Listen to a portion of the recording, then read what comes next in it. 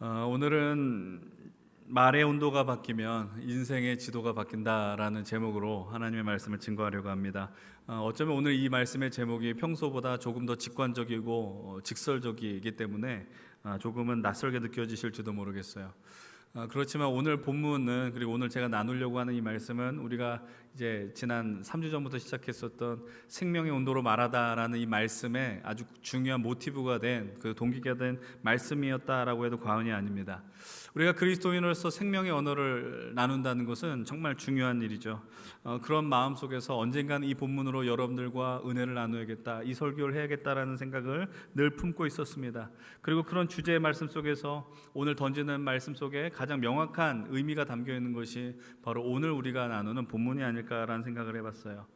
먼저 제가 본격적인 말씀을 나누기 전에 예전에 우리 한국 사회에서, 그리고 기독교 출판계에 아주 엄청난 센세이션을 일으켰었던 하나의 책을 소개하며 말씀을 시작하려고 합니다. 아마 여러분들 집에도 한 권쯤은 있을 법한, 아니 여러분들이 한 번쯤은 보았을 법한 책인데요. 그것은 바로 미국 텍사스 휴스턴에서 목회하신 레이크우드 처치의 조엘 오스틴이 목사님이 쓰신 긍정의 힘이라는 책입니다. 이 긍정의 힘이 2004년에 출간이 됐는데요. 2005년 한 1년 반 정도 지나고 나서 전 세계적으로 800만 부가 팔렸다라고 이야기를 하고요. 우리 국내에서도 한 1, 2년 만에 약 80만 부가 팔렸다라는 거예요. 여러분, 긍정의 힘이라는 책, 아마 이 책은 그냥 기독교계에서만 유명하기보다 아마 일반 서적에서도 많이 팔렸던 것으로 기억이 되고 있습니다. 그래서 이와 관련된 책들이 어마어마하게 많이 파생이 됐어요. 여러분, 책 제목을 보면 어떻습니까? 뭐 긍정의 힘 7,000편이 있고, 뭐 잘되는 나를 응원한다, 그리고 뭐 직장인을 위한 성공편 등등 어마어마한 책들이 이 책을 중심으로, 긍정의 힘이라는 책을 중심으로 펼쳐졌어요.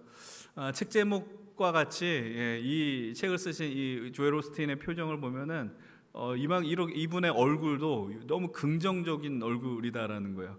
그리고 실제로 이분의 그 설교를 보게 되면 이 얼굴 톤이 그냥 그 1시간 내내 이루어집니다. 그래서 이분은 그냥 얼굴도 긍정적이구나, 이런 생각을 하게 돼요.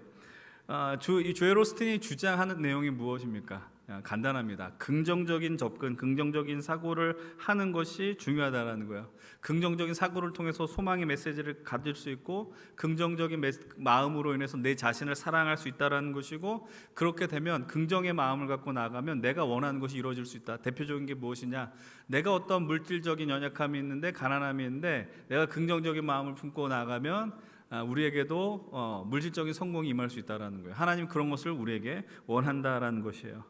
늘 긍정적이고 격려하는 이런 것에 방점을 두다 보니까 이 조엘 오스틴의 메시지, 그리고 조엘 오스틴 목사님이 많은 비판과 공격을 당하기도 했습니다.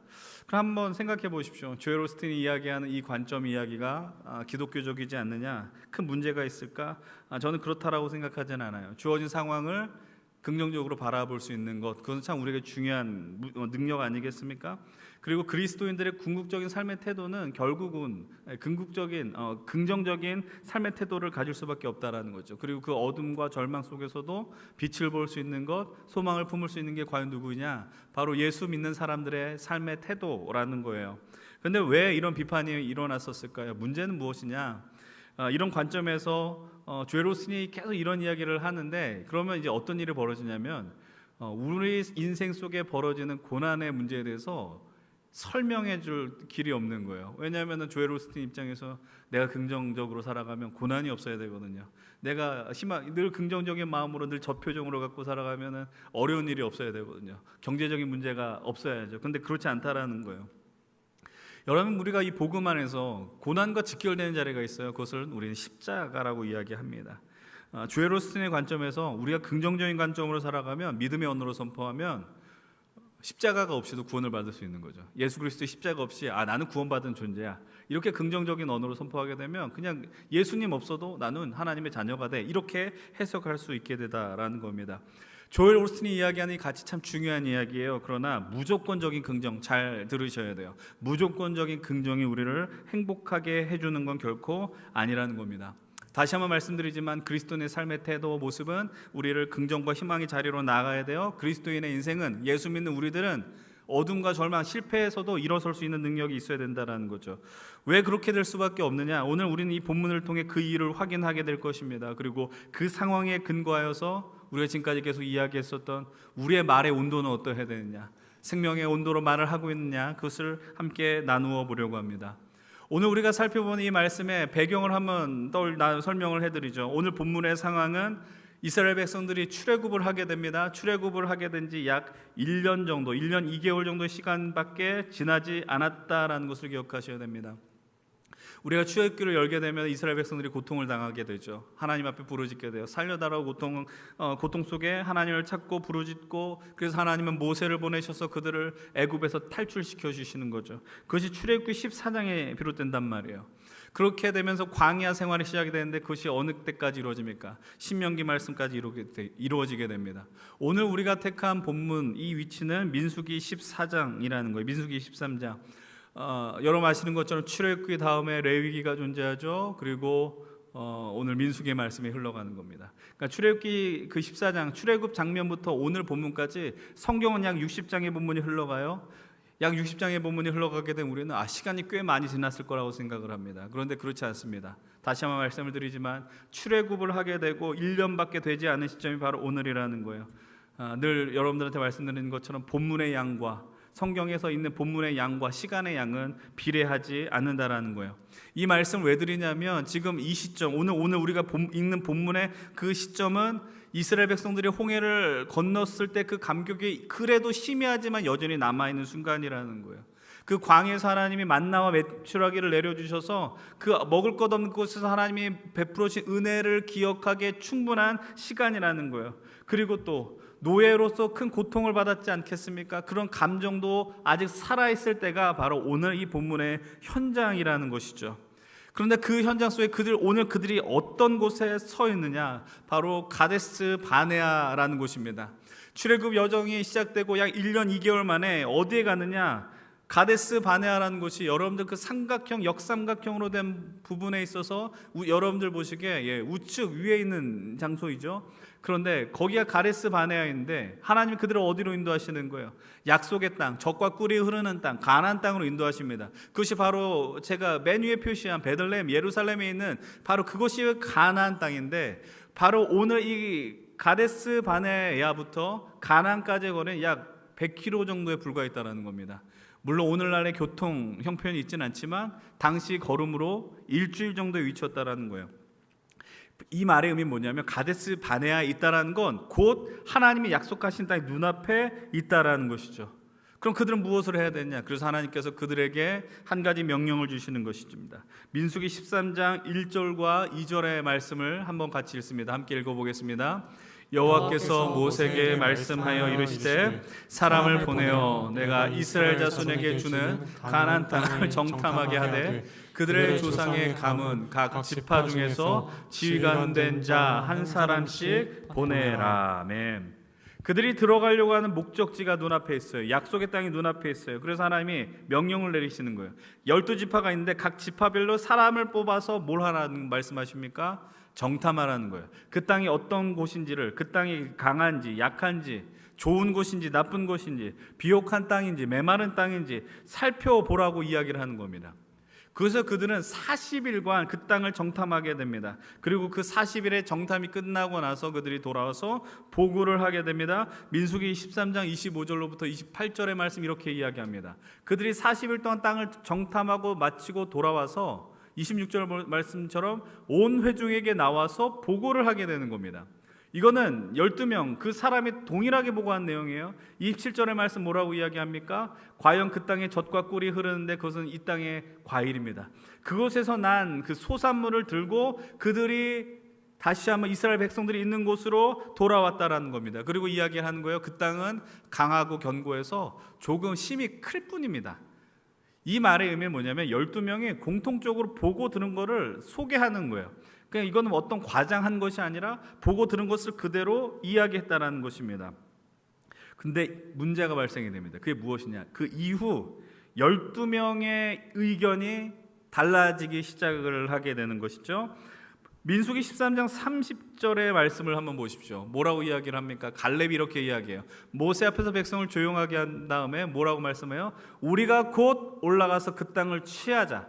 능히 이기리라. 가나안 땅에 거민들이 세다라는 말 때문에 사람들이 좀 동요했던 것 같지만 갈렙이 선수를 치는 겁니다. 그리고 갈렙이 이야기해요. 우리가 그 땅을 취할 수 있어. 그것을 능히 이길 수 있어라고 했던 것입니다. 갈렙이 이렇게 말할 수 있는 근거는 과연 무엇입니까? 간단합니다. 가나안 땅이 하나님이 약속하신 땅이기 때문입니다. 가나안 땅을 가라고 한 것이 자신들의 의지가 아니었다라는 것이죠. 하나님이 보내시고 하나님의 영광이 충만한 하나님의 뜻이 있는 곳이었기 때문에 갈렙은 그것을 추호도 의심하지 않았어요. 하나님이 그것을 우리에게 주실 것이다. 그 땅에 있는 원주민들이 아무리 클지라도 난 그것에 압도되지 않고 내가 그곳으로 나갈 수 있다라고 승리를 담대하게 선포할 수 있다라는 것이죠. 앞서 제가 말씀드렸습니다. 그리스도인들은 어떤 백성들이냐? 긍정과 소망을 갖는 백성들이라는 거예요. 그 이유는 조엘 오스틴과 같이 긍정적인 마인드를 장착하면 모든 것이 잘 될 수 있다라고 해서 그런 인생을 사는 것이 아니라 우리는 하나님의 약속에 근거한 인생을 살기 때문에 우리가 우리의 근거가 되지 않는 거예요. 여러분 다시 한번 말씀드리는데 여러분들의 삶의 형편과 상황이 여러분들의 삶의 어떠한 바닥이 될 수 없어요. 여러분들이 어떤 것에 내가 잘 살 수 있어라는 건 여러분이 어디에 뭐 주식에 투자해서 어떤 거에 투자해서 내 삶이 튼튼해 이게 아니지 않습니까? 하나님 때문에 여러분들이 내가 오늘 지금 내 땅이 흔들리는 것 같지만 나는 여기서 견고하게 살 수 있어 믿음으로 선포할 수 있다란 말이에요. 그러니까 무조건적으로 승리할 수 있어가 아니라 하나님이 그렇게 말씀하셨기 때문에 약속하셨기 때문에 우리는 이 자리에서 믿음으로 소망할 수 있고 믿음으로 담대하게 살아갈 수 있다라는 겁니다. 근데 문제는 갈렙이 아니라 그 이후에 이야기하는 10명의 사람이었다라는 겁니다. 민수기 13장 31절로 33절의 말씀은 이렇게 이야기를 해요. 우리 길지만 좀 함께 같이 한번 읽어봅니다. 함께 읽습니다. 그와 함께 올라갔던 사람들은 이르되 우리는 능히 올라가서 그 백성을 치지 못하리라. 그들은 우리보다 강하니라 하고 이스라엘 자손 앞에서 그 정탐한 땅을 악평하여 이르되 우리가 두루 다니며 정탐한 땅은 그 거주민을 삼키는 땅이요 거기서 본 모든 백성은 시장이 장대한 자들이며 거기서 네피림 후손인 아낙 자손의 거인들을 보았나니 우리는 스스로 보기에도 메뚜기 같으니 그들이 보기에도 그와 같았을 것이니라. 갈렙의 말과 전혀 반대 이야기를 했습니다. 갈렙 뭐라고 이야기했어요? 우리가 그 땅을 취하자. 우리가 능히 이길 수 있다. 이들은 뭐라고 이야기합니까? 우리는 능히 올라가서 그 백성을 치지 못하리라라고 이야기합니다. 그리고 성경은 말합니다. 32절에 뭐라고 이야기해요? 그 땅을 악평했다라고 이야기하는 겁니다. 나쁜 땅이라는 거잖아요. 근데 그들이 가서 본 땅은 나쁜 땅이 아니에요. 하나님이 그 땅을 통해 뭘 보여주셨어요? 젖과 꿀이 흐른다고 말씀하셨어요. 그래서 그들이 그 땅에서 어마어마한 과일을 그 소산물을 들고 돌아왔단 말이에요. 근데 그 땅이 악평하게 됐어요. 나쁜 땅이 돼버렸어요. 그 이유는 뭐냐? 아낙 자손들로 인하여서 나쁜 땅이 되어버렸어요. 더 심각한 일은 무엇입니까? 스스로 자신을 비하했어요. 우리는 우리 스스로 보기에도 메뚜기와 같다라고 이야기를 하는 것이죠. 결국 어떤 일이 벌어집니까? 민수기 14장 1절로부터 3절은 이렇게 이야기를 하고 있습니다. 함께 또 읽어봅니다. 온 회중이 소리를 높여 부르짖으며 백성이 밤새도록 통곡하였더라. 이스라엘 자손이 다 모세와 아론을 원망하며 온 회중이 그들에게 이르되 우리가 애굽 땅에서 죽었거나 이 광야에서 죽었으면 좋았을 것을 어찌하여 여호와가 우리를 그 땅으로 인도하여 칼에 쓰러지게 하려 하는가? 우리 처자가 사로잡히리니 애굽으로 돌아가는 것이 낫지 아니하랴. 원망하기 시작합니다. 분노가 일어나는 것, 통곡하는 거예요. 모세와 아론을 향해서 원망하는 거죠. 모세와 아론을 향한 원망을 시작되었지만 결국 어떤 일이 벌어지냐 이렇게 이야기합니다. 우리가 이 찬양 많이 하잖아요. 여호와께 돌아가자. 근데 이들은 애굽으로 돌아가자라고 이야기를 하고 있어요. 여러분 제가 처음에 이 말씀을 드리지 않았습니까? 출애굽한 지 1년 2개월밖에 안 됐다니까요. 1년이라는 시간이 길긴 하지만 1년 전에 감정과 사건을 떠올리는 것은 생각보다 어려운 일은 아니잖아요. 내가 그때 힘든 일이 있었는데 그 감정 여전히 남아있는 분들 얼마나 많아요. 반대로 기뻐 있었던 일들 그것도 남아있는 분들 얼마나 있겠어요. 근데 그 말의 의미는 뭐냐면 그들이 애굽에서 고통받고 압제당하고 능욕했어도 그 감정을 그대로 품고 있기에는 1년이면 충분히 남아있는 시간이라는 거예요. 그렇다면 어떻게 감히 애굽으로 돌아갈 수 있냐라는 말을 할 수 있냐라는 거예요. 근데 그들은 원망하기 시작하는 거예요. 그리고 결단하는 거예요. 뭘 결단하냐? 난 다시 어둠으로 돌아갈 거야. 난 다시 그 절망의 자리로 돌아갈 거야 라고 이런 이야기를 합니다. 우리는 이 순간 질문할 수 있죠. 과연 무엇이 10명의 정탐꾼으로 하여금 이런 악평을 하게 했느냐라는 겁니다. 간단합니다. 그들은 하나님의 약속을 보지 않았습니다. 이 땅을 너에게 주리란 하나님의 약속이 아니라 그들 눈앞에 펼쳐진 환경 상황에 압도되었다라는 거예요. 보여진 절망적인 그 환경이 하나님의 말씀을 덮어버렸다라는 겁니다. 사랑하는 여러분들, 믿음의 사람이 강력한 이유는 무엇입니까? 선하신 하나님이 우리의 인생을 책임져 준다는 것을 믿기 때문이에요. 하나님이 책임져 주시는 믿기 때문에 여러분 이 자리에 있는 것 아니겠습니까? 세상에 수많은 젊은이들이 교회를 떠나고 있습니다. 자기가 믿고 싶은 대로, 자기가 생각하는 대로 세상을 향해서 질주하고 있지 않습니까? 근데 여러분들 믿는 거예요. 나는 지금 비록 연약하고 부족하지만 그 하나님이 내 삶을 붙들어 주시겠다는 그 믿음 앞에서 이 자리에 나와 있는 거 아니겠어요? 주어진 현실에 압도되지 않고 그래서 다음을 향한 담대한 믿음의 걸음을 감당하고 있는 것입니다. 모든 절망과 어둠을 이기신 예수 그리스도로 인하여서 우리는 그 어둠 속에 빛을 발견하는 능력의 인생들이 되었다라는 것이죠. 근데 오늘 문제는 무엇입니까? 현실에 압도되는 거예요. 여러분, 현실에 압도될 수 있어요. 그래서 마음의 흔들림이 존재할 수 있어요. 그런 건 누구나 다 그럴 수 있어요. 왜냐하면 우리는 그렇게 연약한 존재들이기 때문에. 그래서 우리는 누구를 서로를 붙들고 서로를 격려하는 그런 동일한 믿음의 동역자들이 필요한 것 아니겠습니까? 그 역할을 오늘 여기서 누가 해야 돼요? 선발된 12명의 그 사람들, 젊은이들이 해야 돼요. 여러분, 선발된 12명을 잠시 한번 떠올려 보십시오. 각 지파에 하나님 말씀하셨어요. 선발한 지휘관을 뽑으라고 이야기했어요. 최정의 부대인 거예요. 각 지파별로 제일 능력 있는 사람을 뽑아서 모은 게 그 12명이었다고요. 근데 그 12명이 하나님의 약속은 떠올리지 못한 채 주어진 시리에 압도돼서 가나안 땅 그곳 좋은 것 같은데 사람들이 너무 무서워. 그들로 위축하고 그래서 악평을 하기 시작하는 겁니다. 10명의 악평이 모든 백성을 다 흔들게 해버렸다는 겁니다. 여러분, 부정적인 언어의 위력은 생각보다 너무 큽니다. 10명의 리더들의 그 말로 인하여 출애굽한 이스라엘 백성들의 전율이 흐트러집니다. 이 원망과 부정의 언어의 특징이 뭐예요? 전염성이 강해요. 여러분들, 우리가 아무리 좋은 이야기를 해도요, 그 말이 퍼져나가는 건 쉽진 일이 아닙니다. 그러나 누군가를 향한 부정적인 말들, 거짓된 소문들, 이런 것들은 너무나도 자연스럽게 흘러가더라라는 것이죠. 이런 분위기로 인하여서 그것을 함께 갔었던 2명의 사람 갈렙과 여호수아가 자신의 옷을 찢기 시작해요. 그리고 백성들을 향해서 외칩니다. 민수기 14장 7절과 8절을 한번 같이 읽겠습니다. 이스라엘 자손의 온 회중에게 말하여 이르되 우리가 두루다니며 정탐한 땅은 심히 아름다운 땅이라. 여호와께서 우리를 기뻐하시면 우리를 그 땅으로 인도하여 들이시고 그 땅을 우리에게 주시리라. 이는 과연 젖과 꿀이 흐르는 땅이니라. 아멘. 그토록 이 2 사람이 외쳤어요. 그 땅은 심히 아름다운 땅이며 하나님이 우리에게 주신다고 약속한 땅이다 라고 담대하게 믿음으로 선포했어요. 그러면서 이렇게 외치죠. 9절 말씀 함께 읽습니다. 다만 여호와를 거역하지는 말라. 또 그 땅 백성을 두려워하지 말라. 그들은 우리의 먹이라. 그들의 보호자는 그들에게서 떠났고 여호와는 우리와 함께 하시느니라. 그들을 두려워하지 말라. 아멘. 여러분, 그들이 앞에 있었던 10명과 그들의 언어가 달랐었던 이유는 무엇입니까? 하나님이 오늘 우리와 함께 하신다라는 그 현존의식을 그대로 품고 있었다라는 거예요. 하나님이 나와 함께 한다는 걸 믿었다는 자가 바로 이 갈렙과 여호수아였다는 거예요. 그래서 하나님을 거역하지도 말고 가나안을 두려워하지 말라고 외친 것입니다. 제가 지금 드리는 말씀 좀 주제에서 벗어나는 것 같지만 제가 한 가지 질문을 드리겠습니다. 이 12명의 사람 가운데 여러분들이 기억하는 사람은 누구입니까? 갈렙과 여호수아의 나머지 10명의 이름을 기억하는 사람은 한 명도 없어요. 근데 10명의 이름이 다 등장해요. 다시 한번 말씀을 드리는데 이 12명은요 선발된 사람이에요. 능력의 사람이라고요. 근데 그들의 이름은 우리에게 기억되지 않았습니다. 여러분들, 문제가 있어요. 지금 오늘 말씀을 보게 되면 앞서 말씀드린 것처럼 불신앙의 언어, 부정과 원망의 언어가 지독할 정도로 전염성이 강해요. 어떤 일이 벌어집니까? 민수기 14장 10절은 이렇게 이야기합니다. 온 회중이 그들을 돌로 치려 한다라는 거예요.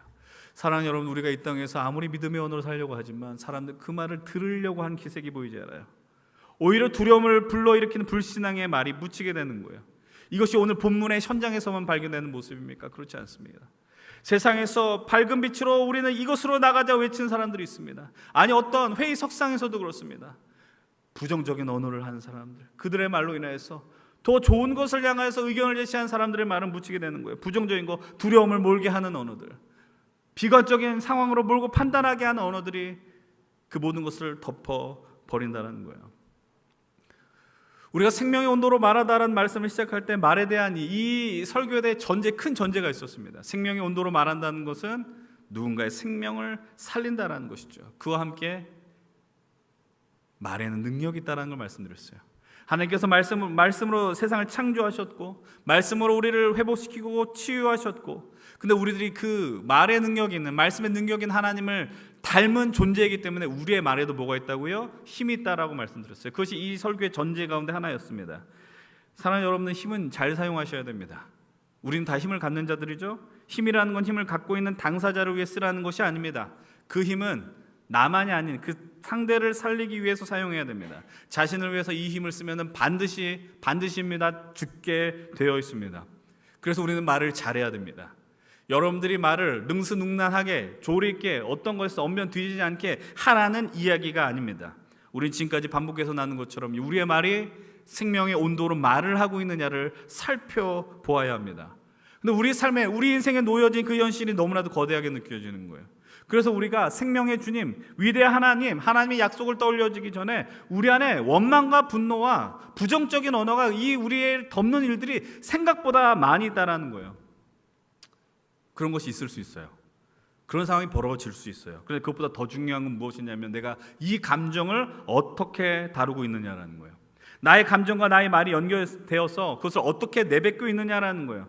100번 양보해서 그것을 내 혼잣말로 내뱉었다 할지라도 내가 혼잣말로 중얼거리는 것, 그것까지는 그래요. 견딜 수 있는 것 같아요. 근데 그로 인해서 어떤 일이 벌어졌냐, 나와 함께하는 이들에게 어떤 영향을 끼치느냐, 이것은 전혀 다른 문제라는 것입니다. 다시 한번 말씀드려요. 부정과 원망의 언어는 전염성이 강합니다. 그래서 어떤 일을 벌어뜨리냐, 공동체를 무너뜨리게 되는 겁니다. 무섭지 않습니까? 겨우겨우 쌓는 거 이거 쉬운 일이 아니에요. 근데 무너뜨리는 건 한순간에 벌어진다고요. 그래서 중심을 잘 붙들고 있는 사람들까지도 흔들게 해버리는 거예요. 내가 믿음을 갖고 살아가는데 그 사람한테 상황을 의심하게 한 상황까지도 만들어갑니다. 그런데 더 무서운 게 있습니다. 그것이 무엇이냐, 부정적인 언어, 원망의 언어가 충만하게 되면 어떤 일을 벌어져요? 방금 읽었었던 말씀이에요. 본문 13장 33절의 말씀. 거기서 네피림 후손이 아낙 자손의 거인들을 보았는데 우리는 스스로 보기에도 메뚜기 같다라고 이야기하는 거예요. 스스로 메뚜기라고 규정을 하고 있는 거예요. 사랑하는 여러분들, 이 부정과 원망의 언어가 제일 위험한 그 또 하나의 이유는 무엇이냐? 자기 자신을 무너뜨리는 거예요. 자기를 비하하는 거라고요. 여러분, 지금 이들의 언어를 보십시오. 본인을 메뚜기와 같은 존재로 비유하는 거예요. 오늘 우리가 살아가는 수많은 사람들 가운데 가장 큰 문제는 무엇이냐면 자존감이 없는 거예요. 자기를 사랑하지 않아요. 사랑받는 법을 모르는 거예요. 그러니까 자기가 사랑받는 것에 대한 두려움이 있고 자기 비하를 하는 일들이 계속해서 벌어지는 거예요. 아니, 누군가 사랑을 하는데 사랑받는 거가 익숙하지 않더라라는 것이죠. 제가 설교 가운데 예전에 이런 말씀을 드렸던 기억을 여러분 하신지 모르겠어요. 제가 이런 얘기를 했어요. 자기 비하는 신성모독이다 이야기했어요. 왜 이런 말씀을 드렸습니까? 하나님 우리를 그토록 사랑하시는데, 하나님 우리를 그렇게 존귀하게 말씀 드셨고, 하나님 우리를 살리기 위해서 누구를 죽였어요? 자기의 아들을 죽였다고요. 하나밖에 없는 아들을 죽일 정도로 누굴 사랑하느냐? 우리를 사랑하신다라는 거예요. 그런데 수많은 사람들이 자기 자신을 메뚜기로 바라봅니다. 더 깊은 동굴로 들어가요. 그렇게 되니 그 언어가 상대만을 지배하는 게 아니라 나를 지배하는 지경까지 가는 거예요. 제 오늘 이 드리는 말씀이 여러분을 향해서 우리 모두가 다 발랄해야 되고, 그래서 막 내가 지금 성격이 되게 소심하고 내가 그런데 막 갑자기 성격이 바뀌어지라 이런 이야기를 하는 게 아니라는 거예요. 여러분, 우리의 주어진 현실이 낙심되고 아픈 순간이 있죠. 내가 원하는 대로 풀리지 않는 일들이 얼마나 많겠어요. 그런데 중요한 거, 아무리 그래도 여러분 메뚜기가 아니라는 거예요. 하나님 여러분을 택하시고 어둠과 절망 속에서 건져주셔서 우리를 가나안으로 계속 이끌어가지 않습니까? 근데 왜 이 원망과 부정의 언어에 동요하느냐라는 얘기예요. 최근에 한 가지 책이 나왔습니다. 여러분들은 뭐 재미없겠지만 목회자인 저의 입장에서는 재미있는 책인데, 부흥하는 교회, 쇠퇴하는 교회라는 책이 있습니다. 이 책은 소위 말하는 부흥하는 교회 5교회를 택하고 쇠퇴하는 교회 5군데를 택해서 그 교회 목사님과 성도님들의 심층 면접에서 나온 데이터에 기반한 책입니다. 근데 그 책을 저술한 이 책을 저술한 이 지용구 대표님인데 잊지 못할 말이 하나 있었어요. 쇠퇴하는 교회에 그리고 그 목회자들의 말에 특징이 있었다라는 거예요. 물론 이것도 조심히 들으셔야 될 영역인데 동일한 질문을 던지는 거예요. 부흥하는 교회도 이런 똑같은 질문을 쇠퇴하는 교회도 던지는 거예요. 근데 전혀 반대적 대답이 나왔다라는 거예요. 근데 그분들의 특징이 있었대요. 계속 탓을 하더래요. 탓. 내가 이래서 못하고, 내가 이래서 교회가 안 되고. 물론 그분들 목회 얼마나 어렵겠습니까? 그것들 비하는 게 아니에요. 근데 외부의 요인을 자꾸 탓하는 거예요. 환경이 이래서, 내가 교회가 작아서, 인구 구조가 이래서. 그래서 그들을 지배하는 생각이 패배주의가 되었다라는 이야기입니다. 오늘 본문은 이스라엘 백성들도 기껏 하나님께서 애굽에서 건져 주셨는데 하는 말이 뭐냐면 그냥 남아 있을 걸. 괜히 나와서 고생이네. 그들이 살려달라고 이야기했어요. 고통 가운데 하나님 앞에 부르짖었어요. 근데 뭐라고 이야기해요? 왜 나오게 해서? 왜 나를 살려주셔서? 이런 원망과 분노의 말만 했다라는 거예요. 오늘 제가 여러분들에게 나누는 이 말이요, 되게 이상적으로 들릴지 모르겠지만 진심으로 드리는 말씀이에요. 그 말이 뭐냐면 오늘 여러분들, 오늘의 날, 오늘 우리의 현실이 얼마나 소중하냐라는 거예요. 여러분의 인생 속에서 오늘이 얼마나 좋은 날이냐라는 거예요. 여러분 얼마나 귀하고 아름다운 인생을 살아가느냐 말이에요. 제가 예전에 이 말을 했는데 이 말을 이해 못한 사람들이 있는 것 같아요. 예전에도 드렸는데 얼굴이 예뻐서 예쁜 게 아니라니까요. 오늘날이 그냥 예쁜 거예요. 그냥 오늘 이 인생이 좋다고요. 여러분 이 삶이 얼마나 소중하냐, 아름다운 날을 살아갔냐, 이걸 인정하는 인생의 얼굴은 정말 예쁘다라는 거예요. 사랑하는 우리 여러분들, 오늘 이곳에서 함께 하나님의 부르심에 응답하고 그런 가운데 우리 인격과 삶의 행동과 언어들이 주님 안에 있으면서 점점 성숙해지는 것 아닙니까? 믿음이 좋아진다는 건 내가 하나님의 은혜 안에 거해서 그냥 단순히 믿음이 좋아져가 아니고 그분의 은혜 안에 거하면서 내 삶이 더욱더 멋져지는 거예요. 아름다워지고 너도 누군가를 품고 성숙해지고 내 인격이 다듬어지고 남들을 품는 그런 내 생각과 사고들이 커진다는 것입니다. 그런 인생을 살아가는데 왜 자꾸 남 탓하고 원망하고 그럴 시간이 언제 있느냐라는 거예요. 제가 매년 새해가 되면 청년 사역자 세미나를 합니다. 리더들을 부르고 임원들을 부르고 다 세미나를 합니다. 그러면서 매년 똑같은 말을 하는데 그 안에 늘 하는 당부가 있습니다. 그게 뭐냐? 당신들은 리더다. 당신들은 이 공동체에 쓰임받는 백성들이다. 그래서 반드시 사람을 살리는 말을 하라고 이야기하는 거예요. 우리 리더들이 다 각자의 환경과 상황은 달라요. 그런데 동일하게 맞닥뜨리는 환경이 뭐냐면 우리 연신교회, 특별히 우리는 힘센 청년 공동체 안에서 있는 동일한 상황이 있단 말이에요. 동일한 상황 속에 기쁜 일이 있으면 그 어려운 일 아니잖아요. 근데 어려운 순간이 있을 수 있습니다. 힘든 순간이 있다고요. 그런데 그 상황 속에서 리더들한테 요청하는 건 뭐냐면 부정적인 언어로 무언가 상황을 판단하기보다, 안 되는 이유를 찾기보다 그 어려운 일이 발생이 되면 조금 더 지혜롭게 하나님의 은혜를 구하며 좋은 의견을 제시하고 나아가는 것이 리더라고 늘 이야기하는 거예요. 임원들한테도 늘 요청하는 것이죠. 저와 청년들 사이 중간 리더십으로 있게 되면 많은 청년들이 제게 직접적으로 하지 못하는 이야기들이 있다고요. 그래서 임원들에게 회장에게 부회장에게 하는 이야기들이 있다라는 거예요. 그런 이야기들은 어떤 이야기일까요? 조금 우리가 공동체에 아쉽거나 부정적인 이야기, 쓴 이야기들도 있지 않겠습니까? 그럼 그런 이야기 귀담아 들을 이야기는 있겠지만 그것 또한 대안도 없이 막 불평불만하고 어려운 이야기를 하게 될 때 거기서 중간에 있는 리더들이 그렇지, 맞장구 치는 인생은 결코 되지 말라라고 늘 이야기하는 거예요. 왜 불난 집에 부채질하는 역할을 왜 그 중간 리더십이 하냐라는 거예요. 제가 신학교 졸업하고 처음으로 전임으로 섬겼었던 그 교회가 하나 있었어요. 근데 그 교회 목사님도 늘 매년 목회자 세미나를 할 때마다 그 목회자들에게 했었던 당부가 하나 있었습니다. 그게 무엇이냐면 목회자들은, 목사님들은 물꼬를 트는 사람이 되십시오라는 거였어요. 목회를 하다 보면 모든 일이 다 마찬가지예요. 어려운 순간이 있어요. 힘든 순간이 있어요. 그리고 다양한 성도들이 목사님, 목회자들에게 찾아와서 다 각자 입장을 이야기해요. 감히 누구 편을 들 수가 없어요. 그러면서 나 힘들어, 어려워, 때려칠 거야, 이게 아니라 어떠한 강력한 부정적인 물길이 흘러갔을 때 거기서 나도 같이 휩쓸려 간다라고 이야기하는 게, 그런 역할을 하는 게 리더가 아니고 새로운 물길을 찰 수 있는, 물길을 바꿀 수 있는 그 역할을 목회자가, 그리고 리더들이 감당해야 한다는 거예요. 여러분들의 말은 어떻습니까? 여러분들은 지금 어떠한 마음으로 주어진 현실을 살아가고 있습니까? 오늘 이야기했던 조엘 오스틴처럼 무조건적으로 긍정적인 마음 품고 살면 다 되느냐, 무조건적으로 무신성적으로 다 잘 될 거야, 영혼 없는 위로하는 멘트를 하면 다 잘 될 거야, 이런 게 아니라 이 상황 속에서 하나님 우리를 어떻게 인도하실까? 하나님 앞에 겸손하면서도 그 은혜를 구하고 그 상황을 돌파할 수 있는 사람들이 되라라는 거예요. 제일 나쁜 리더는 누구인지 아십니까? 못할 거면 혼자 못하면 되는 걸 남들까지 못하게 하는 게 제일 나쁜 놈이라는 거예요. 좀 격해졌습니다. 죄송해요. 취만 못하면 되지 왜? 목사님 못해요. 너만 못하면 되지 왜 남까지 못하게 하냐? 특별히 직장 생활하는 사람들이 많이 경험하는 일인데, 꼭 어떤 사람이 말을 하면 분위기가 이상해지는 게 있어요. 그 사람이 말을 하면 그 신기할 정도로 긴장감을 높여요. 구성원들을 힘겨할 정도의 말을 한다고요. 그런 이유는 무엇인지 아십니까?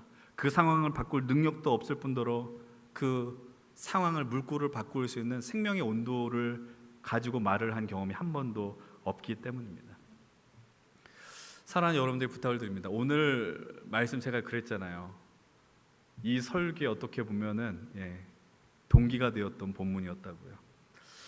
오늘 본문을 제가 택했는데 한 번도 읽지 않은 구절이 있어요. 이 말씀을 읽으면 좀 무서운 것처럼 느껴질지도 모르겠어요. 그러나 오늘 말씀은 이렇게 이야기합니다. 민수기 14장 26절로 28절 말씀인데요, 우리 한번 같이 읽겠습니다.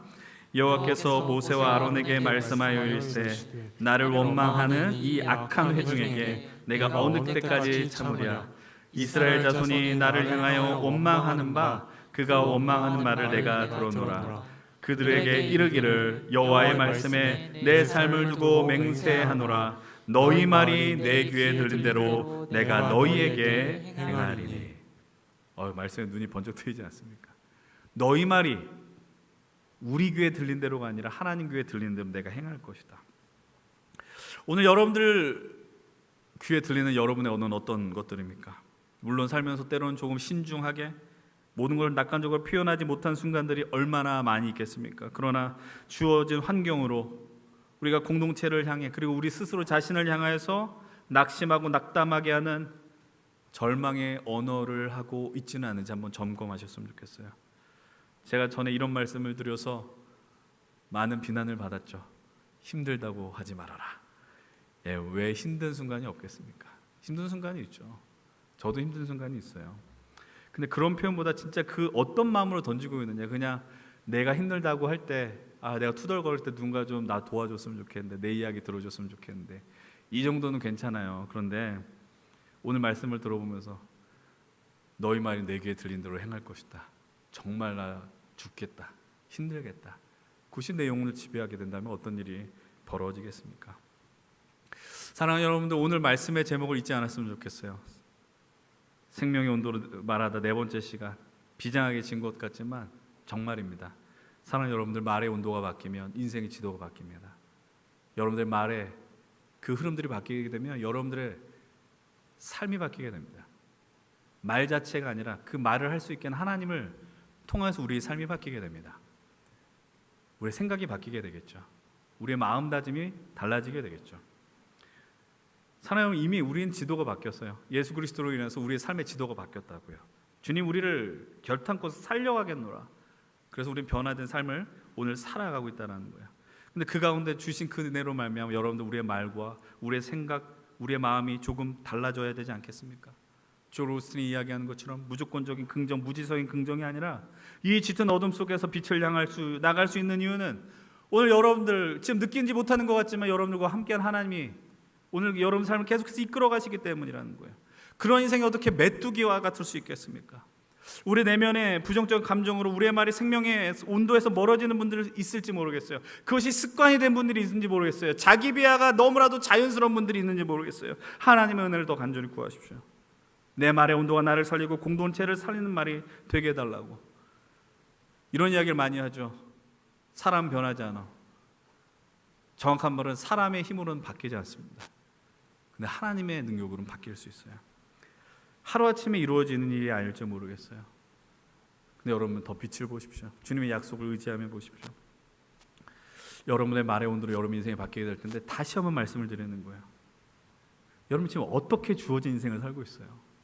얼마나 소중한 인생을 살고 있습니까? 누구도 그 인생을 대신 살아주지 못합니다. 그 인생을 귀하게 여기십시오.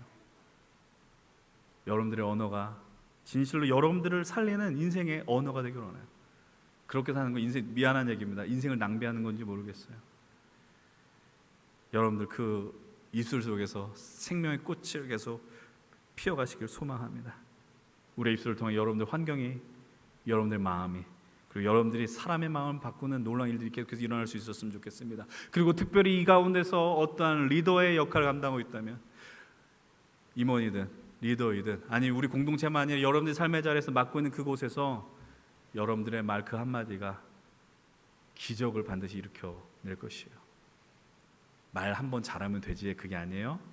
하나님과 함께 그분의 주신 그 약속을 따라서 생명을 꽃피우는 그 복된 생명의 온도의 언어들이 여러분들의 입술 속에 계속해서 흘러넘치길 주의 이름으로 간절히 축원을 드립니다.